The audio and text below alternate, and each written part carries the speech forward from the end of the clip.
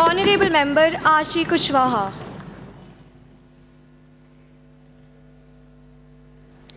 Thank you, Honorable Speaker.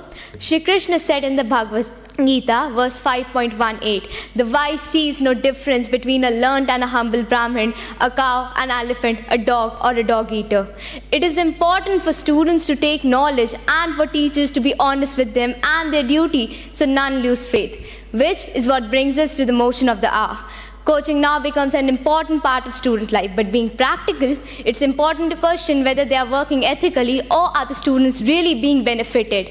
Honorable Speaker, according to Economic Times, the Central Consumer Protection Authority of India had to issue notices to 17 IAS coaching institutes for inflating their success rates from 933 to 3,500 successful candidates in the UPSC examination.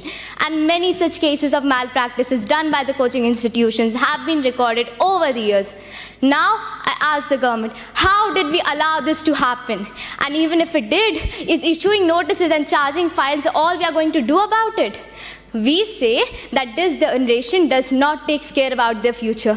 How will they when these institutions are playing such cruel jokes on their future, deceiving and lying to them? A framework here, however, will ensure that these institutions are honest with the students and provide more transparency in the cycle. Furthermore, the Gurgaon government tabled for the presence of psychologists at coaching institutes at the budget session of the Coaching Institutions Bill 2024. Kota alone has witnessed 23 suicide cases in 2023 and 15 in 2022. And this is not a small number. If only someone would have guided those students at the right time, if only someone would have heard them and given them the correct answers at the right time, the situation would have been different. I believe that the framework will ensure the presence of those experts at the center and provide more manageable syllabus and standard to the students. Let's change the view a little.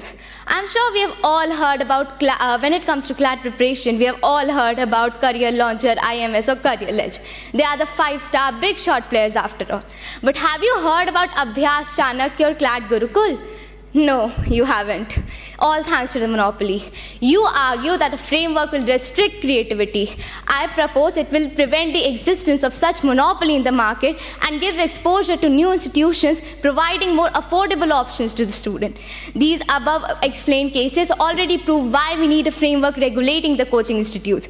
I suggest we implement it in such a way that it does not disturb the privacy or the working of an institution. Honorable Member, kindly conclude. But only ensures that they work ethically. The release guidelines should have proper and detailed steps that has to be taken and the assignment of executives to make sure that they work ethically.